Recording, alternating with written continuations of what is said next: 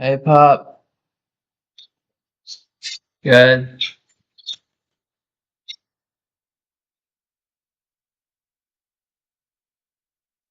Yeah, I'll read you a passage from the Great Divorce that is funny. Not sure where it starts.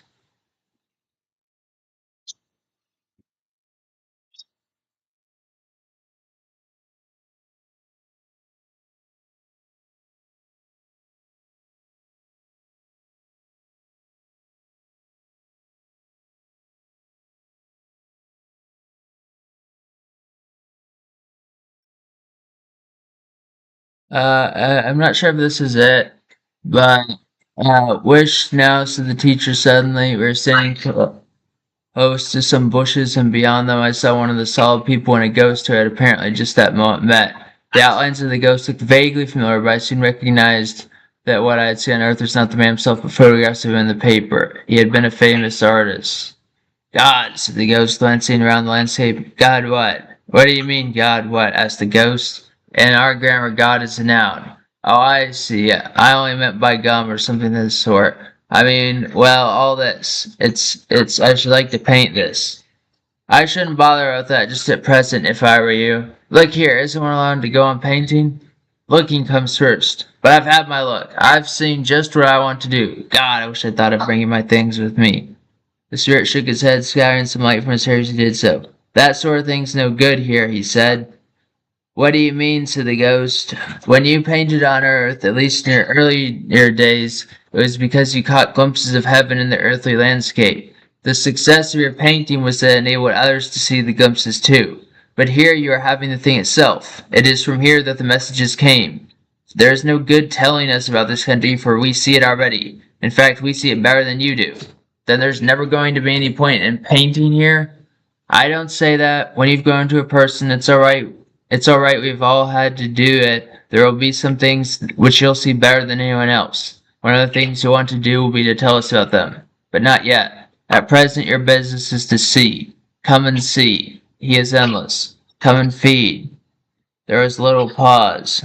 That will be delightful, said the ghost presently in a rather dull voice.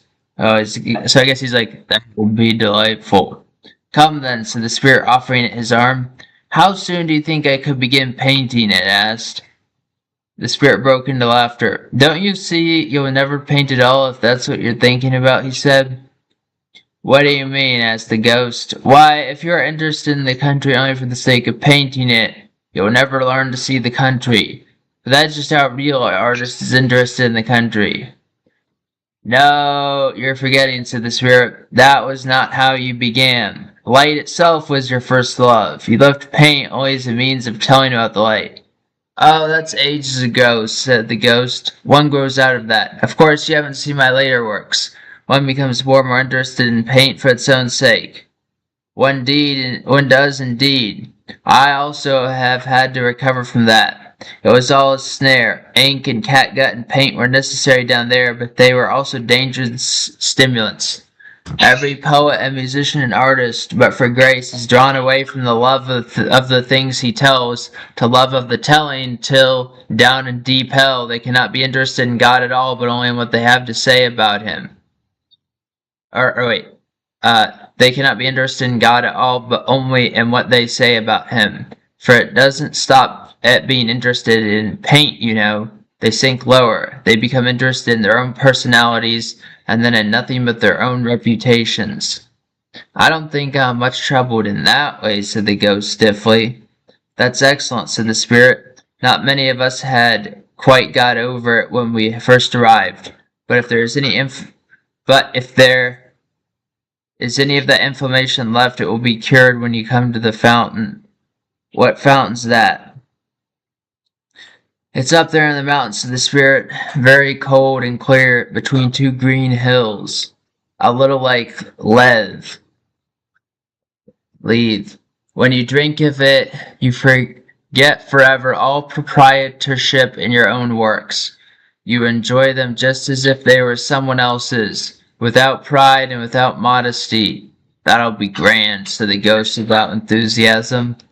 will come, said the spirit, and for a few paces he supported the hobbling shadow forward to the east. Of course, said the ghost as if speaking to itself, there will always be interesting people to meet. Everyone will be interesting. Oh, yes, to be sure. I was thinking of people in our own line. Shall I meet Claude Monet or Cezanne or I don't know who Cezanne is. Sooner or later if they're here. But don't you know? Well, of course not. I've only been here a few years. All the chances are against my having run again across them. There are a good many of us, you know. But surely in the case of distinguished people you'd hear. But they aren't distinguished, no more than anyone else. Don't you understand? The glory flows into everyone and back from everyone, like light in mirrors. But the light's the thing. Do you mean there are no famous men? They are all famous. They're all known, remembered, recognized by the only mind that can give a perfect judgment. Oh, of course, in that sense, said the ghost. Don't stop, said the spirit, making to lead him still forward. One must be content with one's reputation among posterity, then, said the ghost. My friend, said the spirit, don't you know? Know what? That you and I are already completely forgotten on the earth? Hey, what's that? Exclaimed the ghost, disengaging its arm. Do you mean those damned near-regionalists have won after all? Lord love you, yes, said the spirit, once more shaking and shining with laughter. You couldn't get £5 for any picture of mine or even of yours in Europe or America today. We're dead out of fashion. I must be off at once, said the ghost. Let me go. Damn it all. One has one's duty to the future of art. I must go back to my friends. I must write an article. There must be a manifesto. We must start a periodical. We must have publicity. Let me go. This is beyond a joke. And without listening to the spirit's reply, the spectre vanished.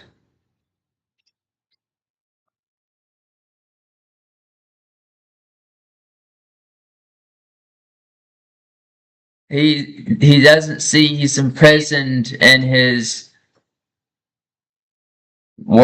reputation.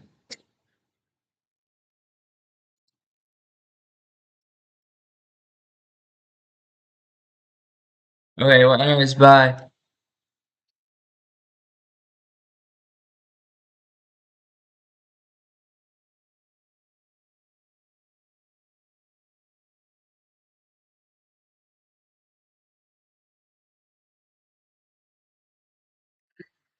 Got a photograph.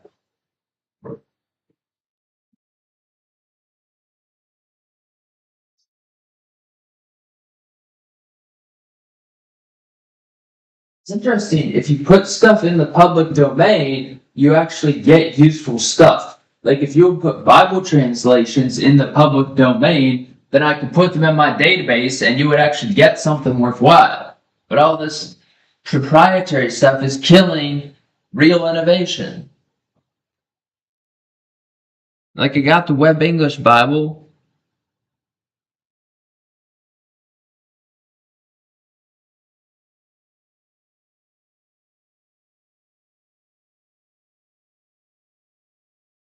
And I'm not a fool. I know there are some problems that in terms of rights in public domain, like there's a DK book where I guess some person would convince them to like buy the Statue of Liberty even though it was public domain. Um, so it does leave it open to exploitation, but I'm kind of like, you know what? If someone wants to do that, they can drink judgment on themselves.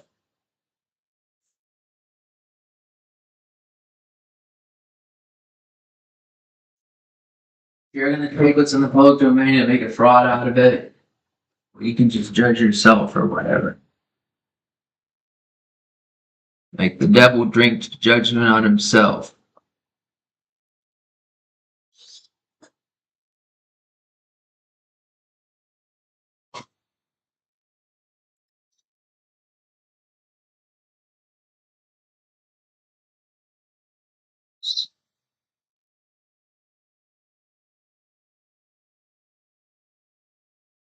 Right now we're going for a big money strategy. Oh. Um, oh, we gotta think. Oh, see, oh, get it gold. Nice.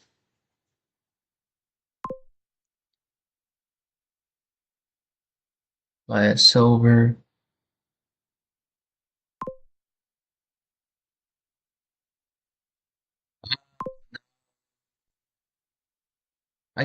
Why is he, I should have been able to take him down, like,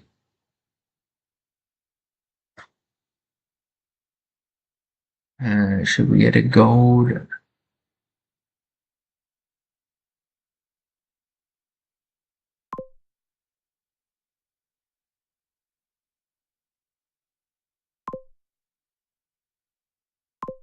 No.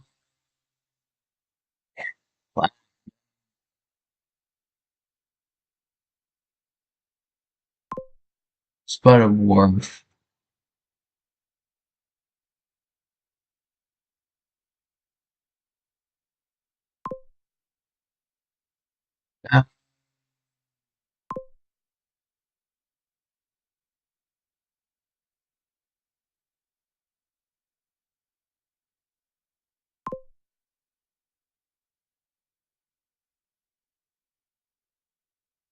Nice. Oh yeah. Mhm.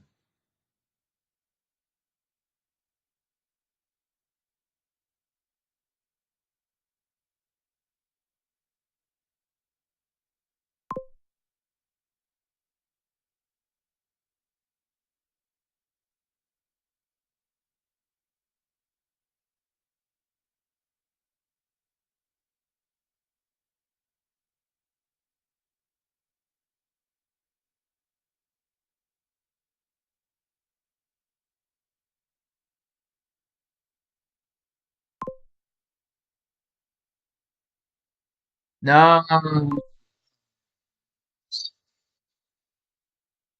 don't think he goes for wharf. So